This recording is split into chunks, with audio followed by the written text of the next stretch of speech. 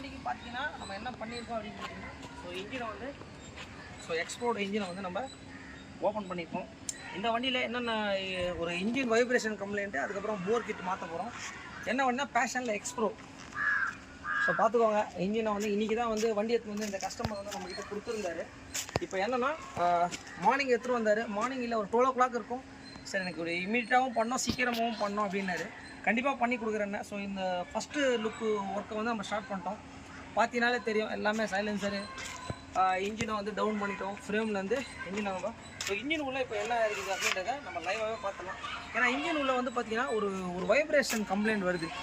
அது என்னன்றதை லைவாக இப்போ நம்ம ஓப்பன் பண்ணி உங்களுக்கு நான் காட்ட போகிறேன். இதில் என்ன ப்ராப்ளம் இருக்குது அப்படின்னு சொல்லிட்டு.